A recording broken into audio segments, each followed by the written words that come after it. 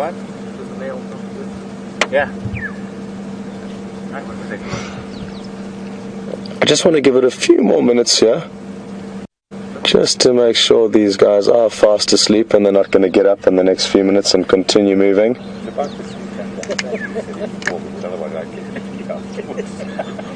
Get an arm going. The thought was there, we need agreement. Don't take stops good there. Tammy in Pennsylvania, who's one of our zoomies who controls the waterhole camera at the Djuma waterhole. Morning, Tammy, and thanks for all your hard work on the waterhole cam. We really appreciate all you guys do for us.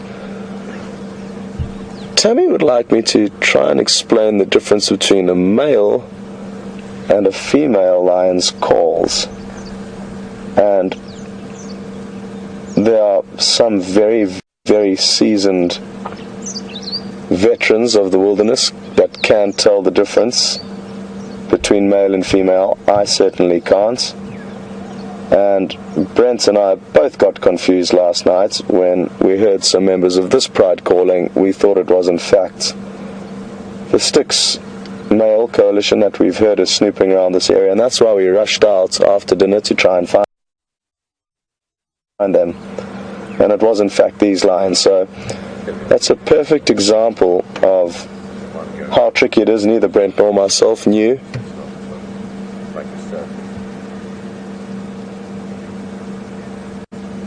And very, very few trackers or guides that I know of can tell accurately every time whether it's a male or a female roaring.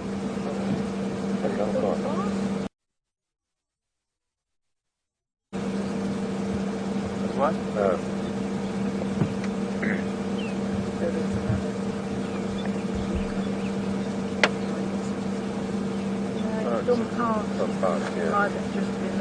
He was sparking. Okay, well, I think it's fair to say that these guys are fast asleep, and even though it's quite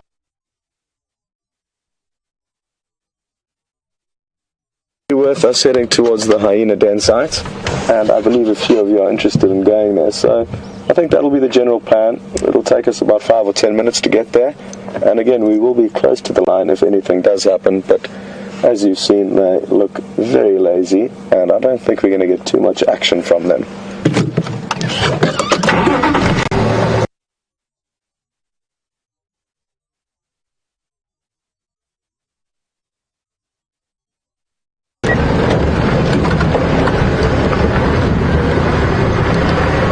Leaving Andrew with Nkuhuma Pride, they are lying up on Philemon's Dip, about midway down from quarantine. Are there any stations up there in Pisikaya or Rebecca's?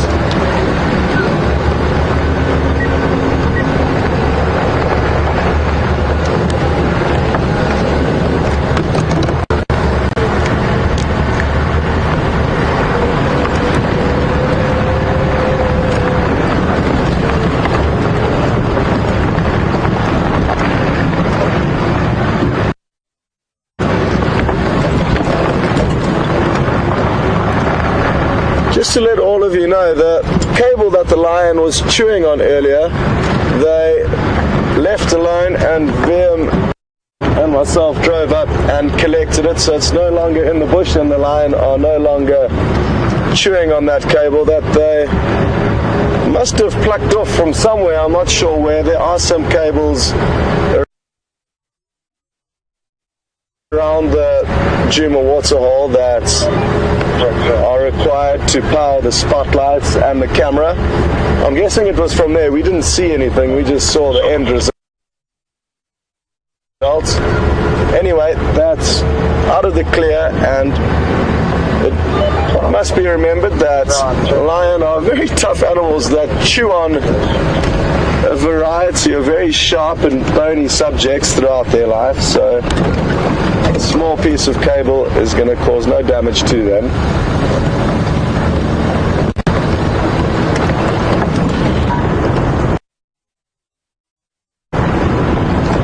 So, just a couple more minutes and we'll be at the hyena den site. It's very close to where we left the lion, actually. And it will be great to see them again. Yesterday I went in the morning and the afternoon, and on both occasions it was not active. And that's not to say there's no hyena there.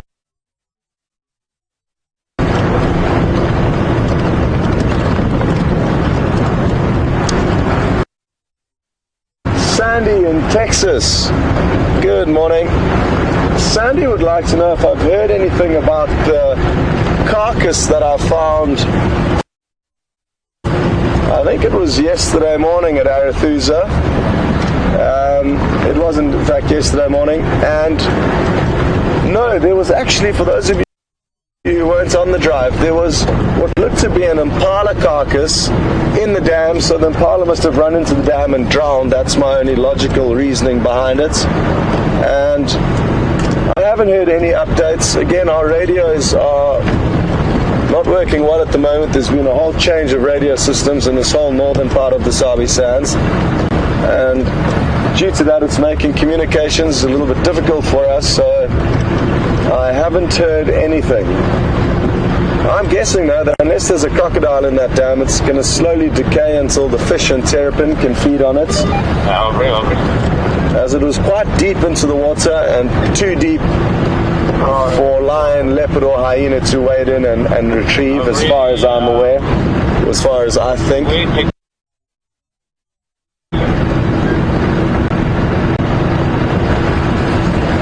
Well, the good news is the road we're approaching the hyena den site from is going to allow us to tell whether there's any hyena there long before we actually get there. And we should shortly get a view of the termite mound, even though it'll be a long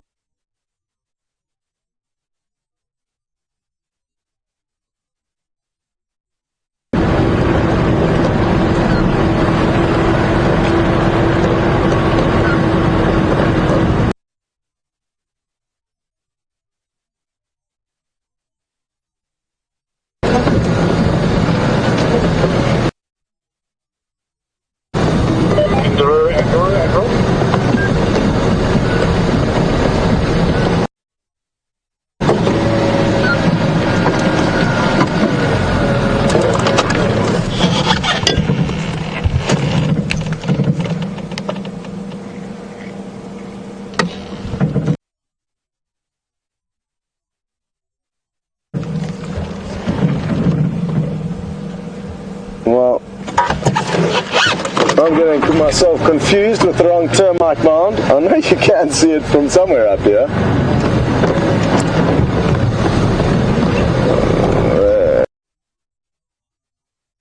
There we go. It is a beautiful view down from up here though, and one of the best vantage points we have on the property is from this area where we are driving along now. Oh well. I think I missed the little gap in the vegetation where you can see the den site from, so we'll just head on down there and have a closer look.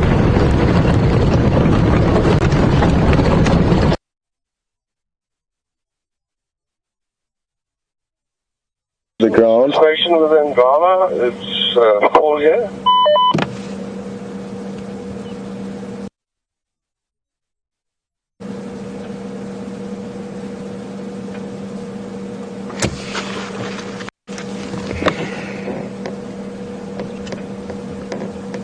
And even from here, even though it's a long way off and it's thick vegetation, you can immediately tell that this is a male. The reason being is that when he puts his head up, you'll notice very two large protrusions just below its ears.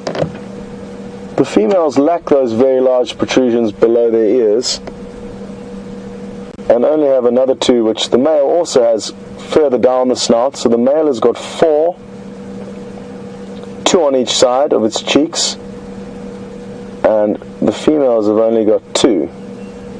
Now that he's turned around, it's also clearly evident that he's a male. And he's in attendance with a female and her youngsters. A lot of the herbivores will be starting to mate if they haven't already, and that way they'll all be giving birth during the first rains. So that's why this male will be here. Female warthog raise their piglets all alone. They often have the litter from the previous year in attendance, but the male's role is simply to mate and has no role in the upbringing of the piglets. We're going to creep on a little bit closer and see if we can get you a better view.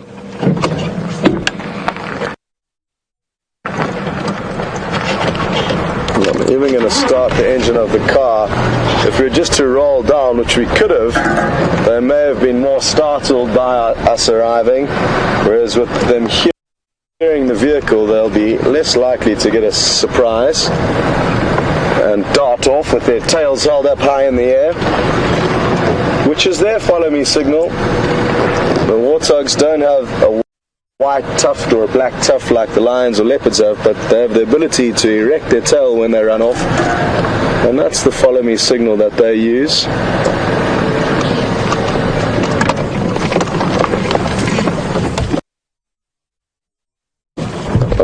Well, watch closely because their tails will pop up if they do run off again.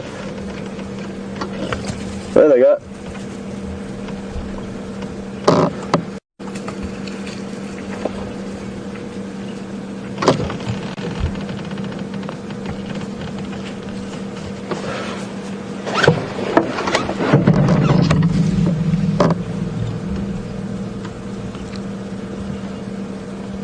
Now the female, you notice her protrusions are considerably smaller and only 1 on each side, just below the eye. The male's eye protrusion is far greater, and it also has another one further down, closer towards the tusks. She is a beautiful female, that one though, and has a very impressive set of tusks. Okay. Well, that was a pleasant surprise on the way to the hyena den site, which is just around the next few corners here.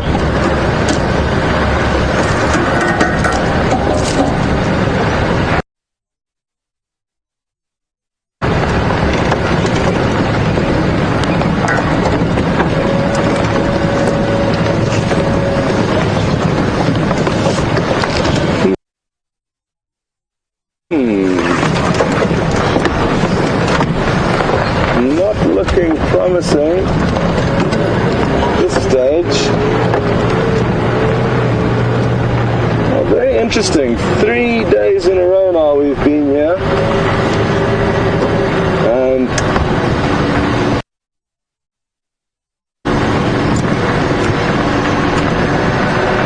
no luck with the hyena.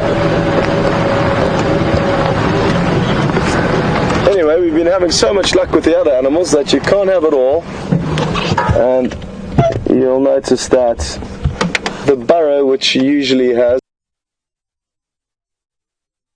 a few hyena lying around when it is active, has got nobody home to get there. So this is a good opportunity to head across to Brent and Brian and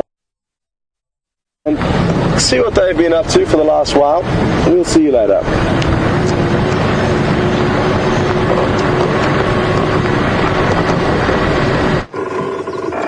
Welcome back, everyone. It's been a quite quiet morning for us. We're now checking the, the last section of the reserve we can, but it's been beautiful. It's been amazing being out here. So before we get going, I just want to remind everyone that if you are a new viewer, we are live, so you are seeing exactly what we're seeing in real time. Also, we're interactive. You can get hold of us and ask us questions about the African bush and what we're seeing, and you can do that by using the hashtag Safari Live on Twitter or emailing questions at WildEarthTV. So I've got a little quiz for you guys as we get going. The first one is a bird quiz, and I'd like to know what bird has the longest migration out of all the birds in the world. Which bird has the longest migration out of all the birds in the world? And it definitely doesn't live at Djuma. So there we go. That's your clue. I know it's a bit of a broad one. Hopefully someone comes up with a correct answer. I'm quite confident someone will. But which bird has the longest migration? And you can send your answers to questions at WildEarthTV or use the hashtag Safari Live if you're on Twitter.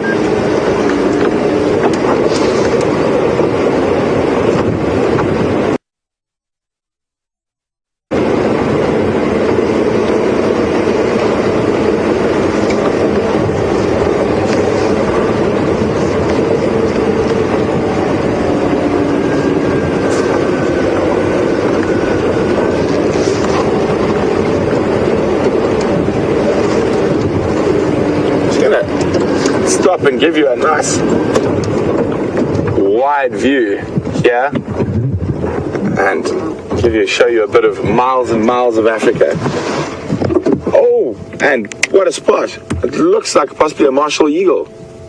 Let me just move the vehicle and let Brian finish showing you. And that's all bushveld, filled with leopards we can't find. And then you see that good tree there, Brian? There we go. Definitely looks like a juvenile martial eagle. I'm going to get a little bit closer. Hopefully it doesn't fly.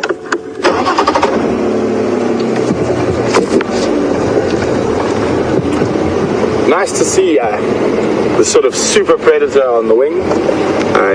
They are huge. I mean, wingspan of about 2 meters. Oh no, he's flown before you even got near him. Oh dear.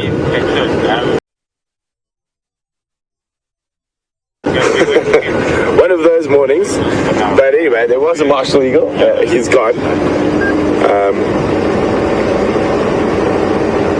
I don't think he flew because of us. I think it was just time to move on because we.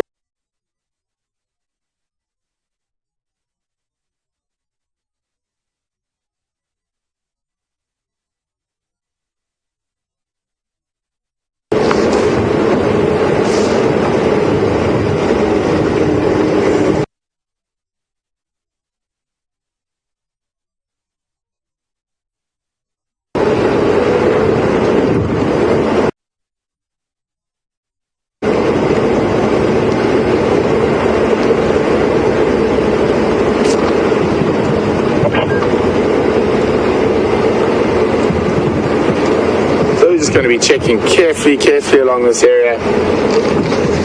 Ooh. Some elephant tracks from during the night.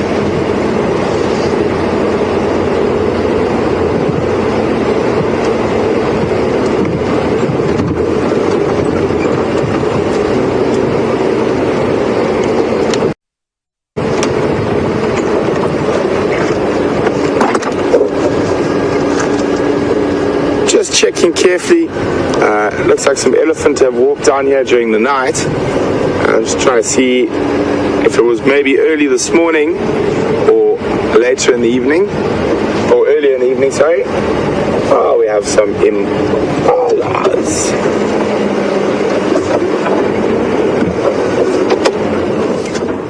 Now this is the most animals we've seen in one place this morning.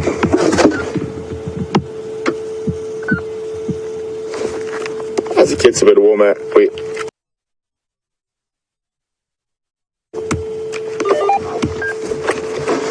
we should start seeing a bit more of the general game.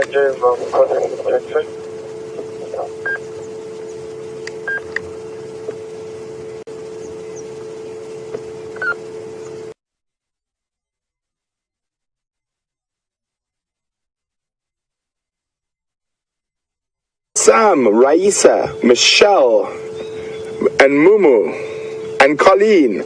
Well done, you guys got it correct.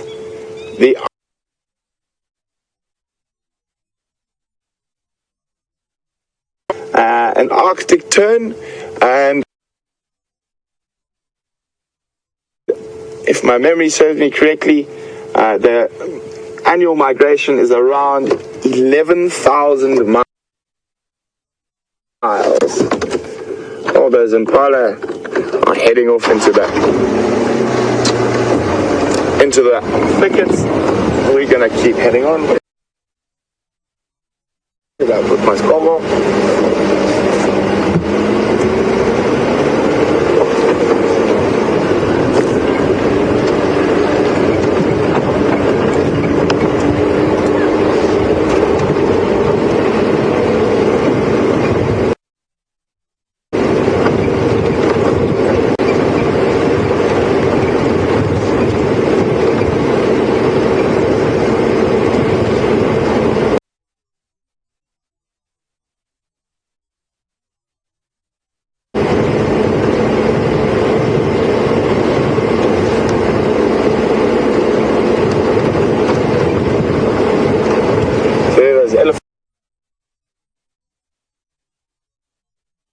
Tracks on the road again.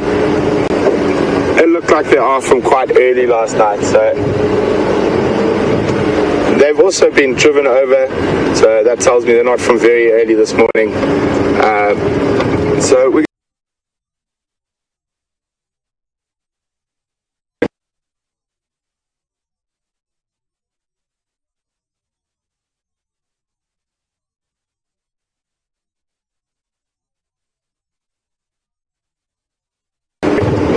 can show it nicely. So you've got these silver cluster leaf trees out here to the right, and they are very good indicators of where water is moving under the ground. So you see the silver cluster leaves, and then the edge of the silver cluster leaves, we come into this more grassy area, generally with very nice palatable grasses. And then as we extend, you get down towards the guarri thickets on the left. And the guarri thickets are now as you go towards the edge of the beginning of a drainage line or seep line, a drainage line. That water will actually sometimes during the summer months flow down if we've had a lot of rain. And these little patches of grassland can be very, very productive for herbivores, and then anything that's productive for herbivores is good for carnivores. So that's why we do like to check these areas quite a lot.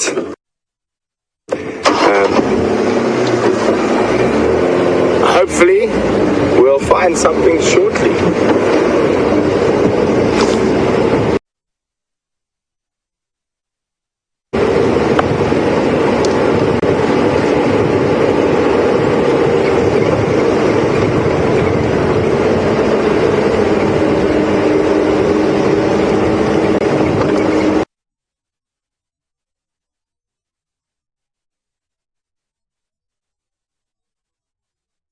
Maybe you guys have seen a non-indigenous species you've been watching for a long time. I haven't personally seen a non-indigenous species since I've been with Wild Earth. So maybe you guys have. If you have, could you let me know? That would be really, really interesting. And you can let me know by using the hashtag Safari Live on Twitter or emailing questions at WildEarthTV. I'm trying to think well, I know what I saw, but it wasn't live. Just near the gate I saw a cow, just outside the main entrance gate. In the community I saw some cattle and some goats. But I haven't seen a non-indigenous species inside the reserve, not even a non-indigenous bird species. So maybe some of the older viewers who've been watching for a long time might have seen one, but I haven't.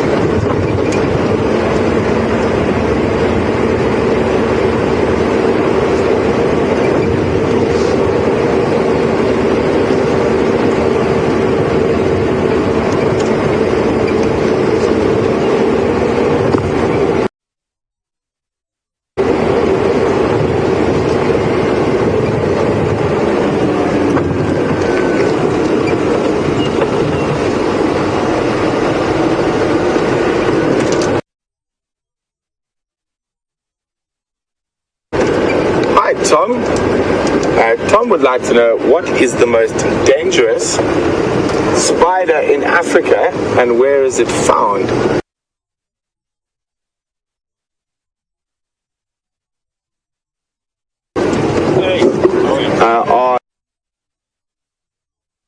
Are your button spiders, also quite commonly known as the widows, so your black and brown widow, which are also known as black and brown button spiders or black and brown recluses.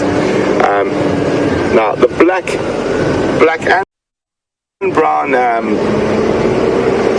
button spiders have a very distinct little colouring that we've spoken about, and it's aposematic colouring. It is warning things that they are potentially dangerous.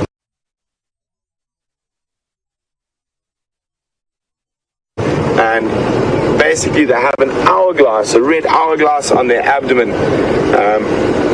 They are quite small, little spiders, and that is probably another one of the more commonly venomous spiders that do bite people. They also are quite often in and around human habitation, sort of like in gardening sheds and areas you don't use too much. They don't spend a lot of time in a place where people are active a lot. They like quiet areas. Tom, I hope that helps with the spiders. Most of our spider species, even though they are venomous, they are not very dangerous, and you can handle them and without too much trouble.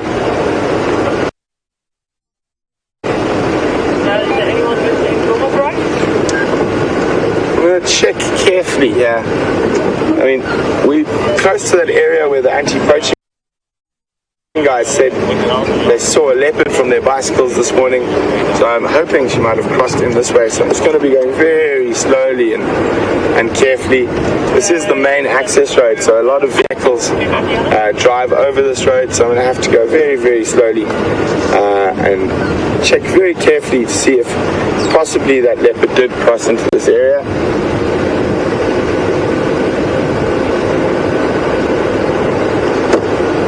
And you can see we're driving on the edge of one of these slopes where the water is moving towards the drainage line again. We're now at the bottom, we're not in the grassy section, we're on the edge of the quarry thickets.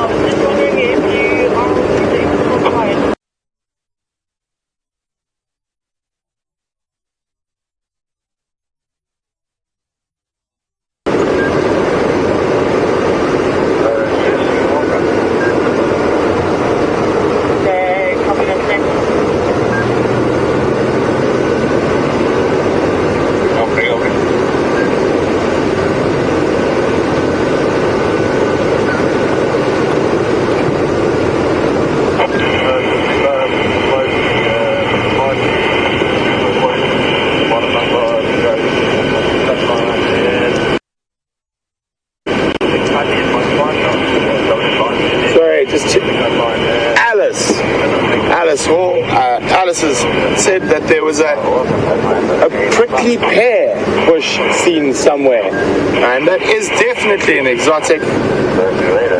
So thanks very much for that, Alice. Morning. How's it? How are you doing? Nice to see you. Sorry, we're live. I'll catch up with you guys a little bit later. See you later. All right, cheers. Wow, that's not someone I ever expected to see driving around the safari bush. Obviously, I know there's a big wedding happening on Buffalo's Hook this weekend, and there's a guy I went to school with just drove past. So, sure, small world out here. Even in the middle of the bush, you meet people, you know. And normally we try and get out into the bush to get away from people.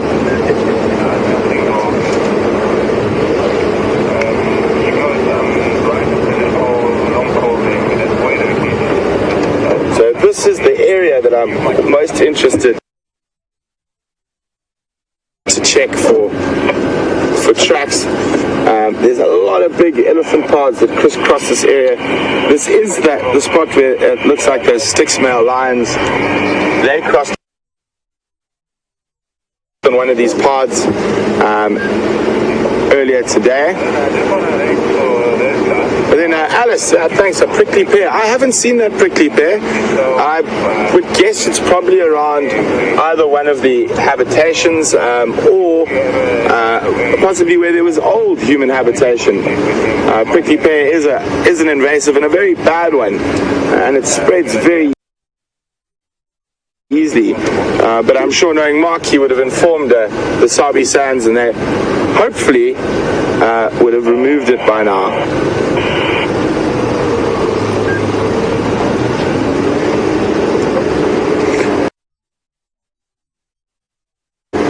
So most of these reserves do have a eradication program for all the exotics that have somehow managed to creep into this area, and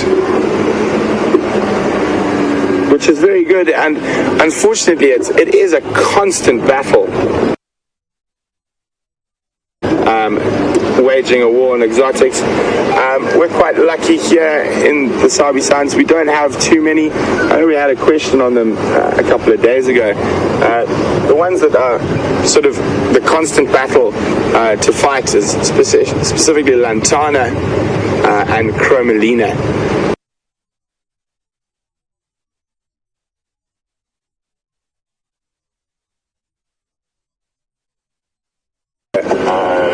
Main sort of instigators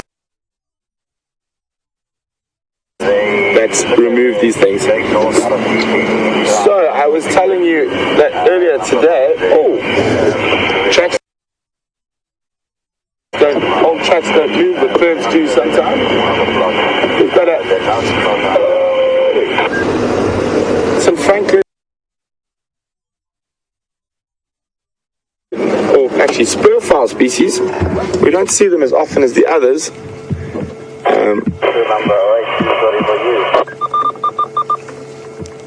I don't know if we can get it. They're disappearing. There's one still there. There we go. You can see that red face.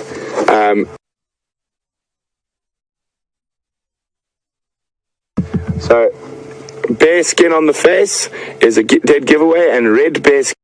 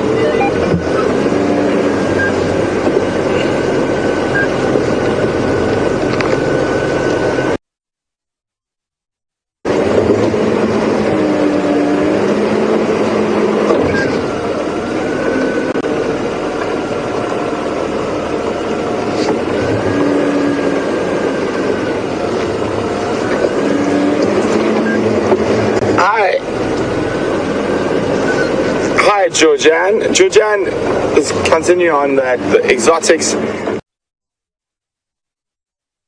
and yes, Lantana Camara is that's native South America, is a very bad one. But as I said earlier, those are more down at the edge of the major rivers, and chromalina, which is also South American, that grows on the rivers. And then, I was being so silly this morning, I forgot. I actually spoke about it in the last 2 days. Probably the most prevalent exotic we have on Djuma is a red star zinno, which is a flower. So we're right up near the entrance to the gate, the entrance to the reserve. And I remember telling you earlier that we heard those male lions calling. I'm just gonna, oopsie, there's my radio, show you the track quickly, and how big it is to my hand. So have a look.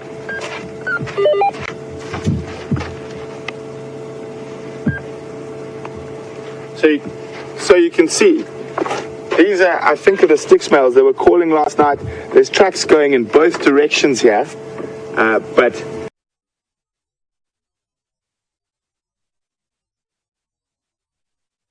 property that we can traverse.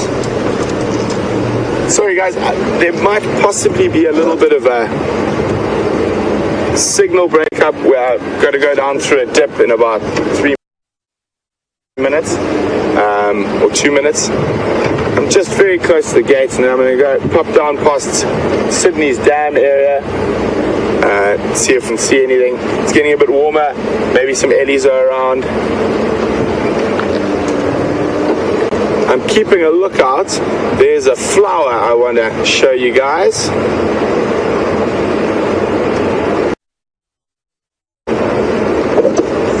I'm actually very fond of flowers. Really interesting, all the wildflowers, because some of them only bloom every 2 or 3 years, some of them every 10 years, and some will bloom late, some will bloom early, some will only bloom for a day. Others can bloom for weeks. So very, very interesting, and there's quite a lot of uses for different wildflowers. So I'm going to see if I can find some. That last little late rain has left a few around for me to find.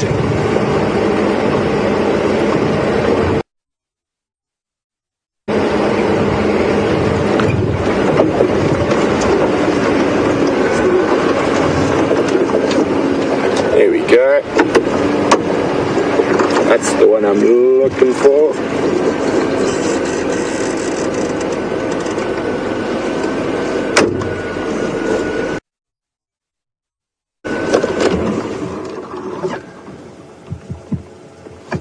There we go. Quite a common one. You can see there's the little yellow flower. There's a single flower. The others haven't opened yet. This particular one doesn't even have an English common name. So it's only got a Latin name, and that Latin name is Waltharia indica. And what makes this plant quite interesting is more its relationship with certain butterflies, and a certain family of butterfly. It is one of the host plants for the larval stage, for the caterpillar stage, and they are personally my favorite sort of family of butterflies. I just really love the coloring. I will show you a picture of them shortly. They are called acria butterflies, and what's really interesting is that the larval phase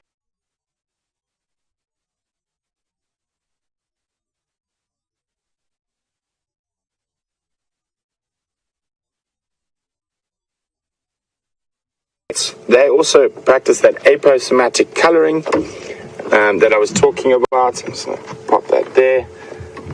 Let me just check. Sorry, I need to have a look on the... Oh, there we go. You can see. So there's acria butterflies. They're my favorite sort of family of butterfly. I find them incredibly beautiful. And also, probably one of the best names I've ever heard for an animal belongs to one of the acrias, and that is a wandering donkey, which I think is a splendid name for a butterfly. But so these butterflies, I'm going to try to see if there should be a picture of maybe, there we go. If we have a look here, you can see that's what the eggs of the butterfly will look like on the underside of the leaf. And if we come up, have a look here, that is one of the larval stages of the acria that will feed on. They feed on quite a few different plants that they can sequester this, but this is the most common, the Waltharia, and they sequester hydrogen cyanide from that plant. So very interesting. And remember, we're talking about aposematic coloring, very bright and orange and black and red. Even in the caterpillar phase, it still carries those markings, warning predators that they are noxious, specifically birds. Okay, well, let's carry on. Better not eat this one. No, I don't think if I ate it, it would do anything to me, but I'm not going to try.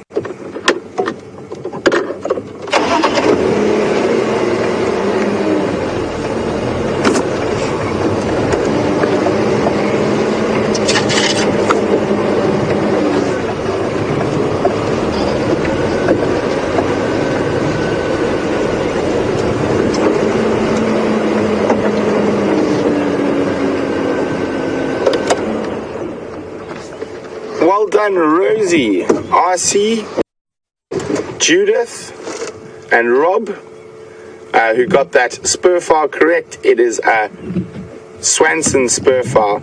I know yesterday on the Sunset Safari, someone asked me about those bird nests, and I said I would try find a live buffalo weaver. I'm just going to move forward a little bit. There are some feeding in the grass ahead of me. Just want to make sure we see the right one, not a starling. There are some starlings, but there are the buffalo weavers scurrying up ahead.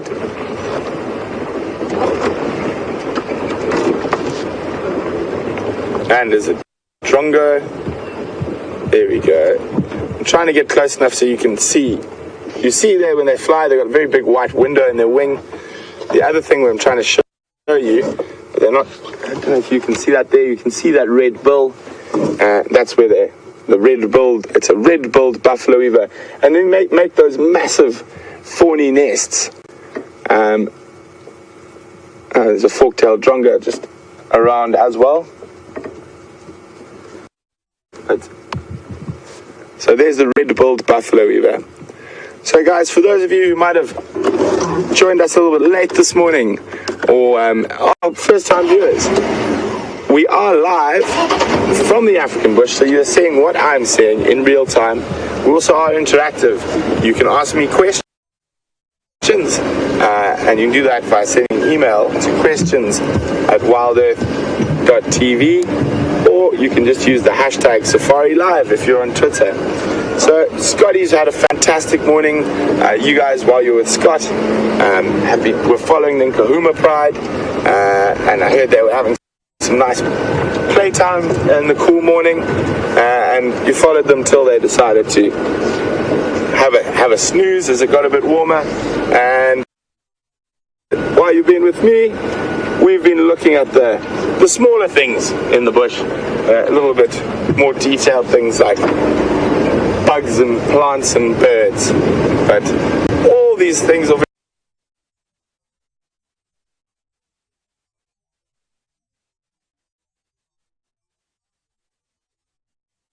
something new, and that's the wonderful thing about what we do, is we are in a place where we are able to learn and see different things on a daily basis.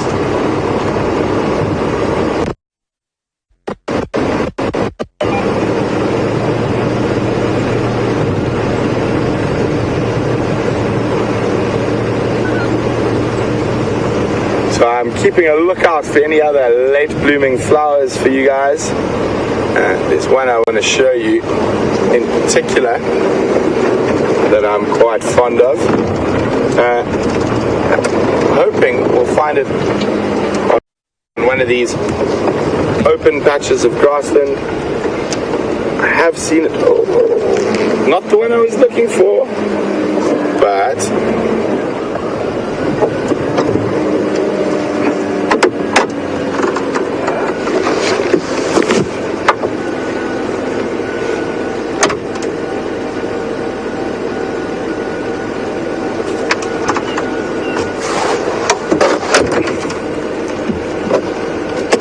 prettiest version of this flower. It's very, very tired.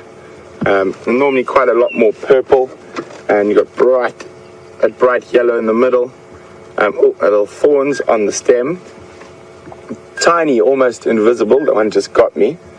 And this is called a poison apple, or a solanum is its Latin name. And a poison apple is quite interesting. They have the same type of poison as sort of unripe tomatoes. And in Madagascar, they're used as a rite of passage. So strangely enough, when the fruit is... I've got to remember which way this is now. When the fruit is unripe, it is highly, highly noxious and very poisonous. When it is ripe, it is edible. I could have it the wrong way around. I can't remember exactly now. But certain parts of Madagascar, the Malagasy people use it as a rite of passage. But they eat the version of the fruit that's no longer noxious. So it's quite a funny thing. It is quite safe, but if you eat the wrong type of the fruit, you're going to get really, really, really ill. So that's a solanum, a poison apple.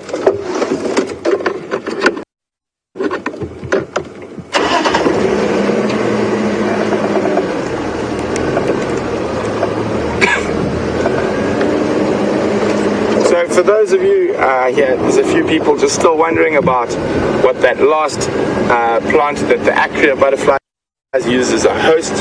It's a Wildtharia. Wildtharia indica is its Latin name.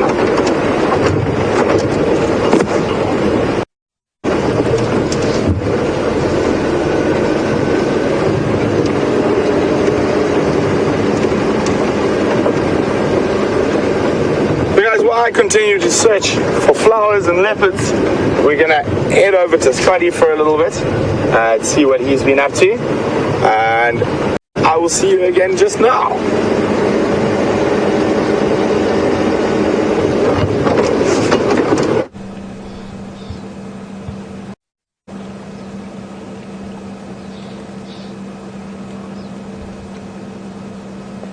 Well, welcome back everyone, and it sounds like Brent's been giving you a very informative game drive this morning, despite the fact that he hasn't found any animals, or any major animals. He has been sharing his knowledge of the smaller things with you, which is great. Viam and I have come to Treehouse Dam, and our hope was to find something drinking, and literally as we arrived, these two buffalo bulls that you can see also arrived, and now you can see they are quenching their thirst. They've probably been away from water the whole night, focusing on feeding, and that's typically how these old boys spend their days and nights at this time of the year. Nights are spent feeding, and days are spent relaxing at waterholes like this. And once they've quenched their thirst, they'll probably lie down in the shallows and start cooling off with their black coats under this warm African sun. It certainly is beginning to cook. The thing that I love about waterholes at this time of the year is that you could expect a multitude of different animals to congregate here at different times throughout the day.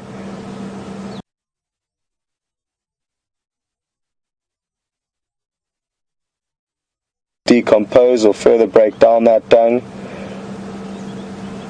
Termites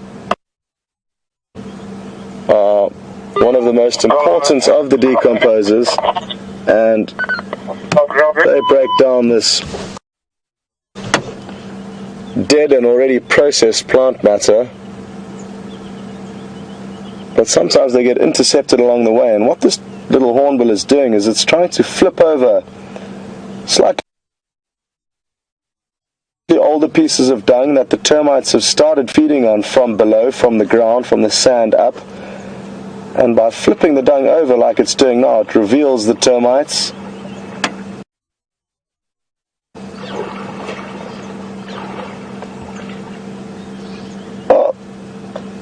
Well, as as you can see, there's a bit of competition at the breakfast table this morning. And that hornbill hurried up to the starling to chase it off from whatever it found there. So that's already 2 different birds that we've seen here. Let's see how many we can count without even having to move.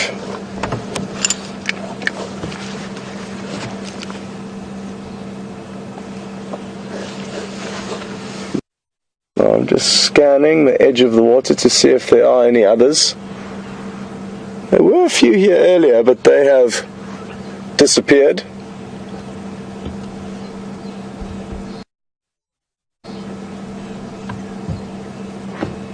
But I'm sure as we wait, we'll get spoilt, and patience at waterholes is one of your best friends. Oh, I've just spotted another bird. It's hiding on the buffalo.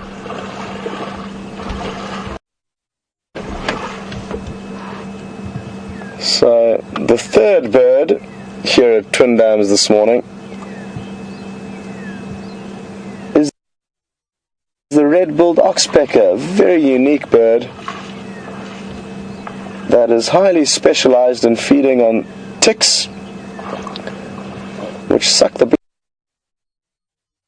blood from these buffaloes. So the oxpeckers are doing a great job in trying to keep the buffalo parasite free, and without these birds the buffaloes certainly wouldn't be in nearly as good of condition as they are.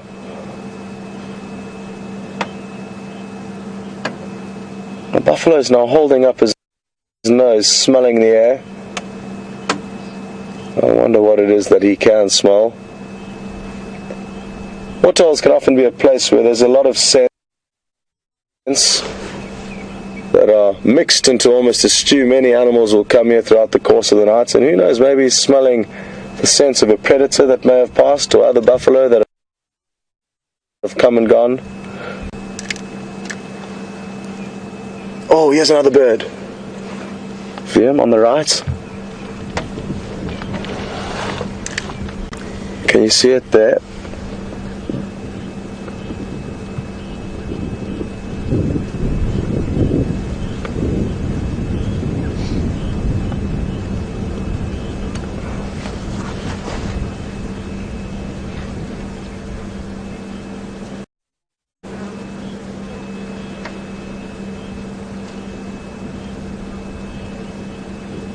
Now,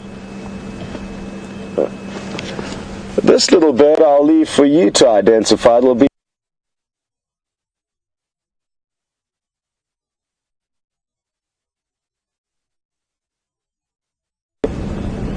and the crested, oh, well, I gave the first clue as to its name away, but it's still missing its family name, and I'm terrible at playing these games because I always give away the name before I've given you a chance to tell us what it is. But it's certainly worth waiting for it to finish drinking, because they're incredibly pretty birds.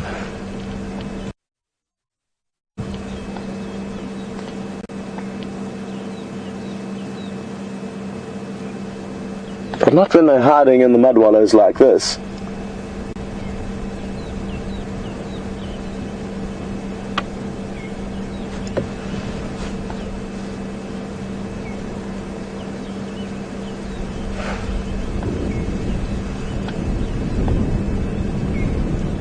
Well, that wasn't easy, but you may have got a few better glimpses of it initially.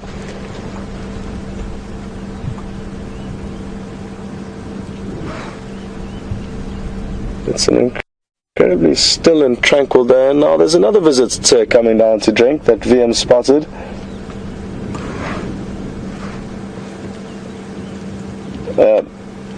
Beautiful big male impala.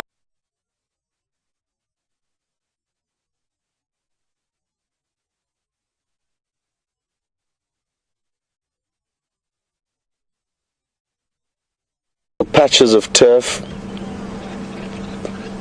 that hopefully the females will come to if they get a good piece of territory, and it's the most successful males that, oh, got a little bit of a fright from that log. The most successful males are the ones that fight over and win the best territories that females naturally move to. And once the females get there, then the men have the job of trying to keep the females herded in a tight bundle so that they cannot slip off with other males. And look at how excited it's getting to come and drink.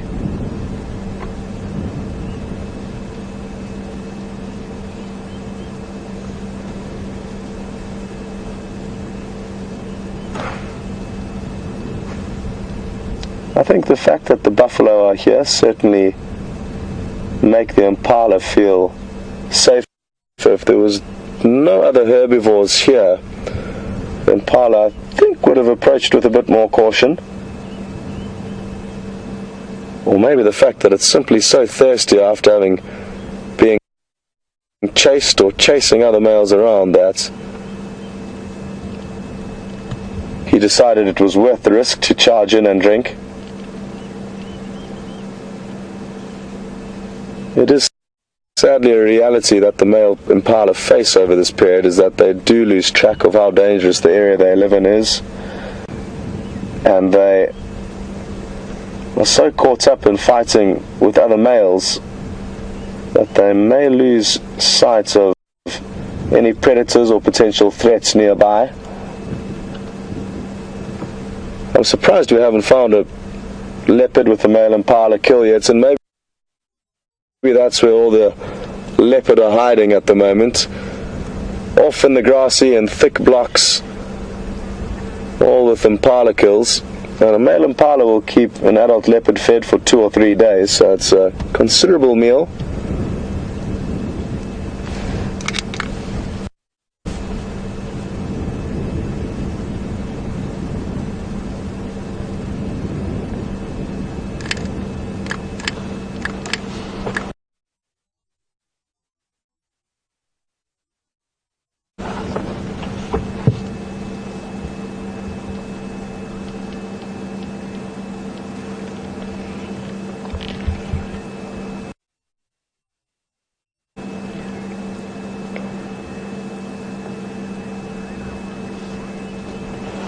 Well done to RC, Rosie, Sharon, Mary, Lynn.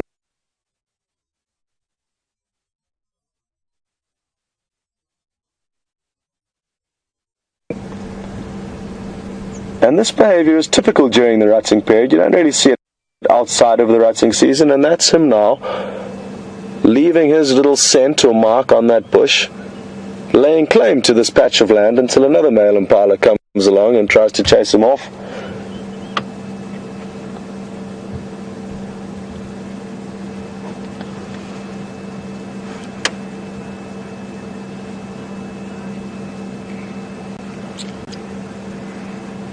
Well, it sounds like Brent's ready to teach you a few more of his tricks about the finer beauties that we find out here, and we'll stay here and see what else happens and catch up with you a little bit later.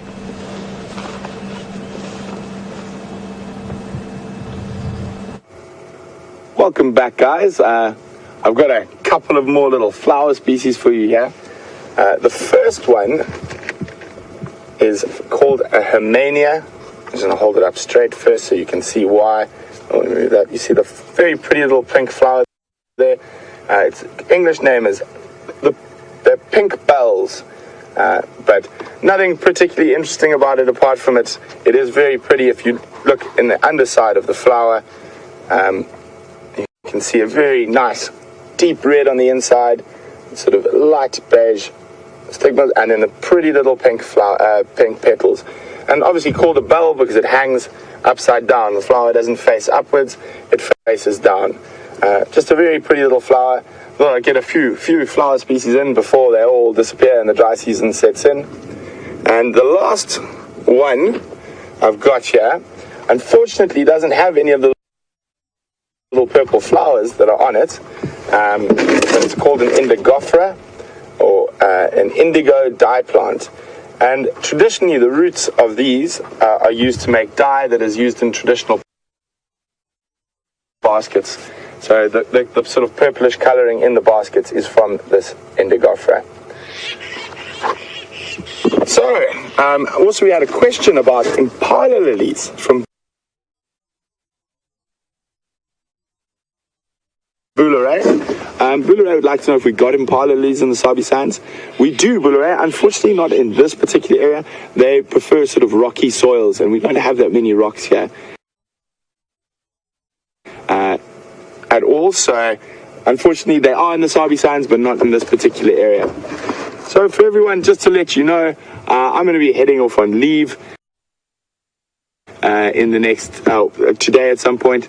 So it has been great being back with you. I will be back in a couple of days, and I'm definitely going to miss being on safari with everyone.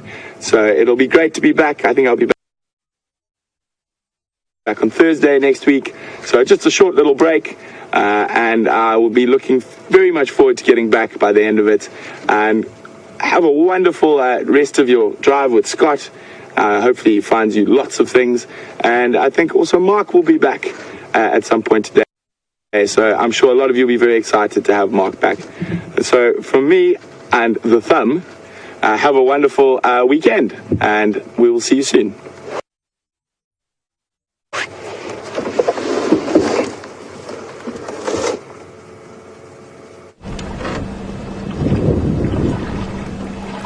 Welcome back, everyone. And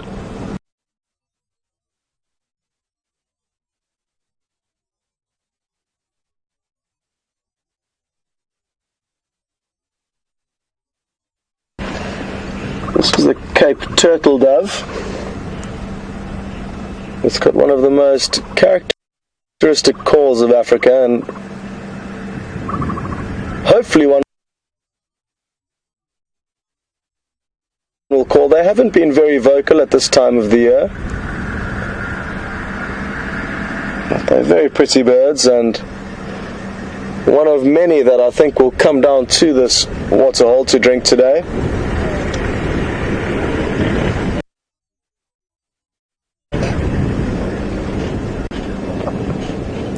The buffalo bulls haven't really done too much. They are just easing in to their home for the day, and it does vary between the various waterholes on the property day to day. Sometimes they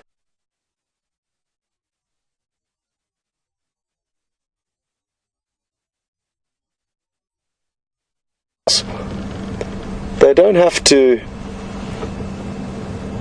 follow the large herds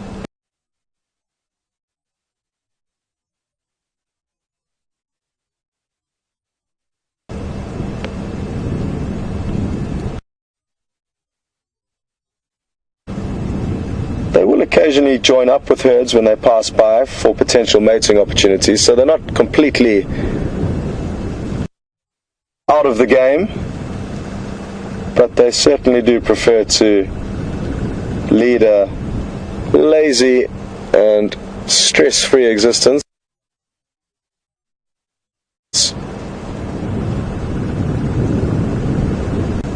Which is exactly what they do. For those of you who were watching yesterday afternoon, you would have noticed how much command that they can respect from even lion, and at stages it was just one single buffalo that would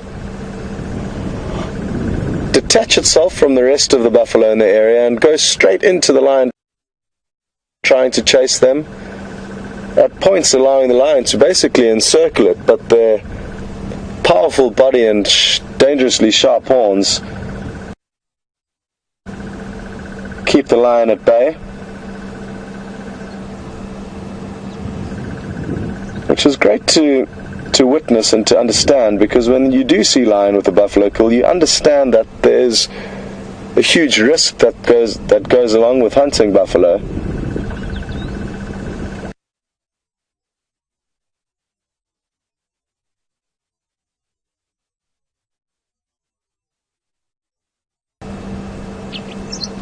The buffalo are certainly far ahead on the stats sheets in terms of who's come out on top in terms of their encounters.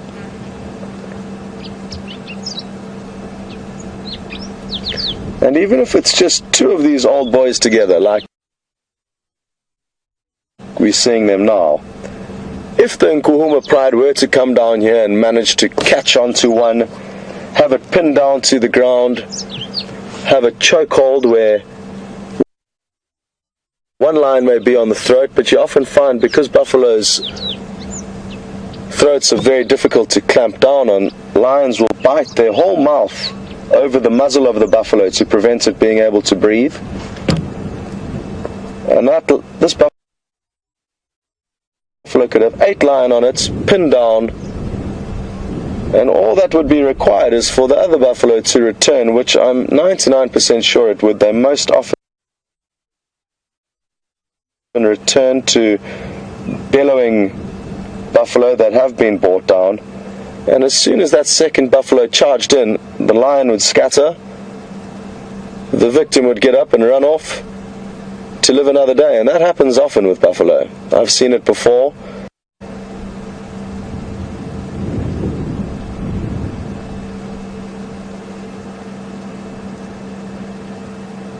And one day, when we do eventually get to show you a buffalo kill, you'll understand opportunities to take down buffalo.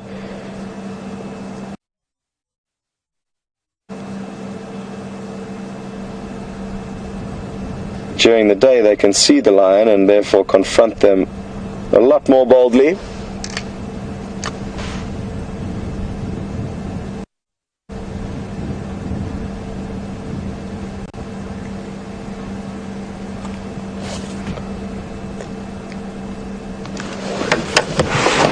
We've just got a quick question through from Donna.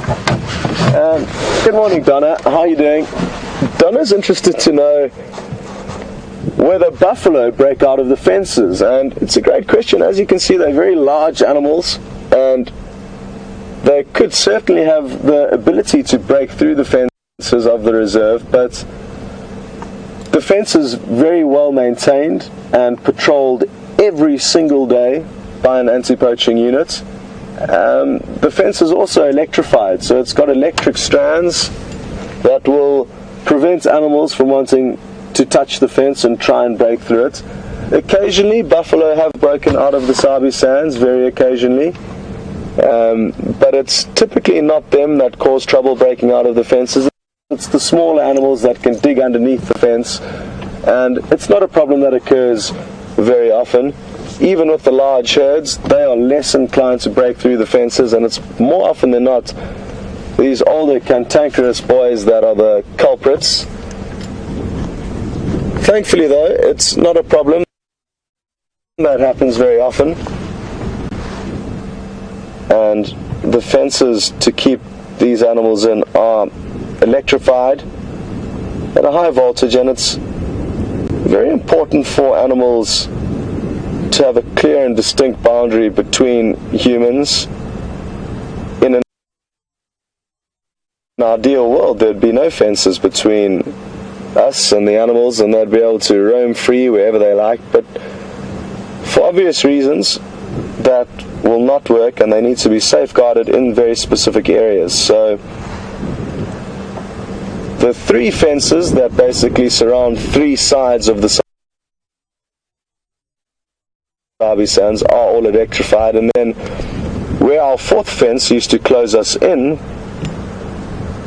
that was dropped, and now we are open to the Kruger National Park, but where our fences meet with the Kruger National Park, their fences continue.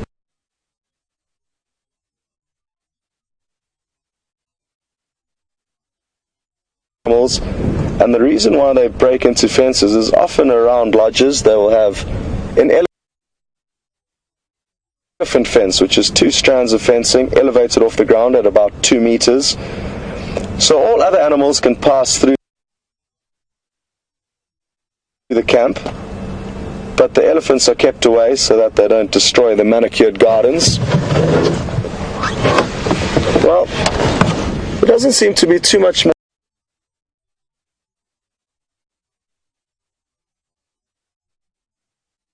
happening here. So in the next 10 minutes we're going to take a slow drive and show you one last look of the lions that I'm fairly certain are fast asleep. But we will head back in that direction just to make sure. And for those of you who have just joined, you'll also get to see them. We left them about an hour ago, and I've been listening to the radio. It sounds like they are still fast asleep.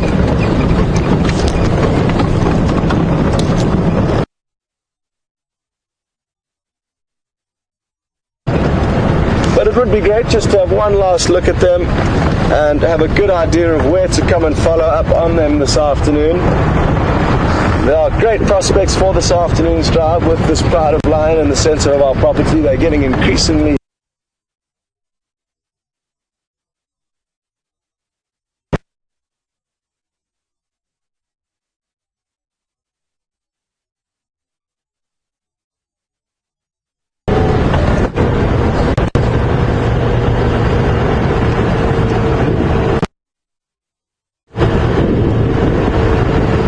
you enjoying your time with us this morning.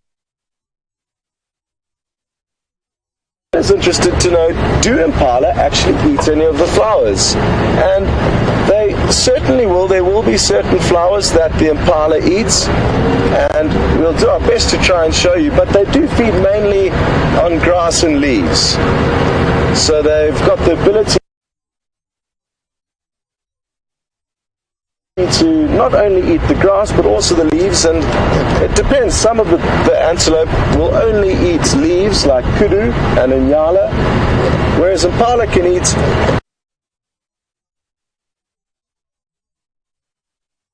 a wide variety of different things. It's not very fussy, and I think flowers are certainly on its menu. Another animal that loves eating flowers are tortoises. I've seen tortoises gobble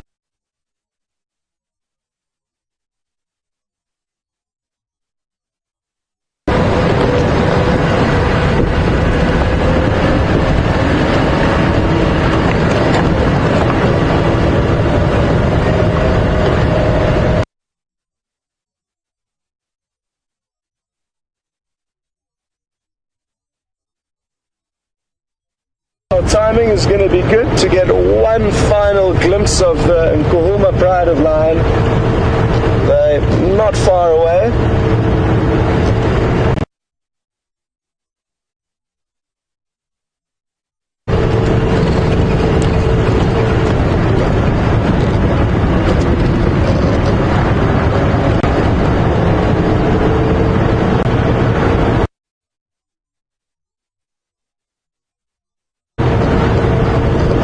Not sure why, but I've just got a sneaky suspicion that during the course of today that this pride of lion is going to catch and kill something. Maybe I'm wrong, but it does quite often happen that wild lion are fast asleep.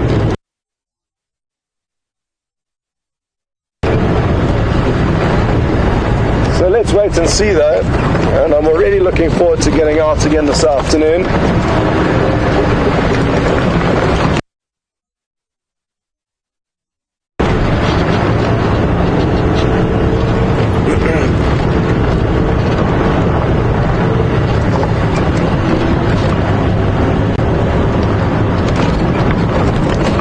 The lion are just up ahead of us. There's a vehicle in the sighting, and it's a whole bunch of students from America actually that are out on a course, and aren't they lucky to be here? I certainly could think of nothing better than a university holiday that brought me to a place like this. Working holiday, I guess.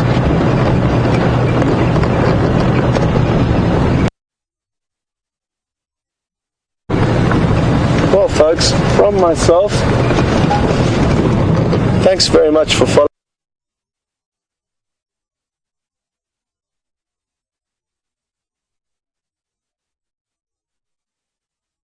the line for the last minute, and look forward to an adventure with you all this afternoon And Mark's coming back, which is great news. So see you all then.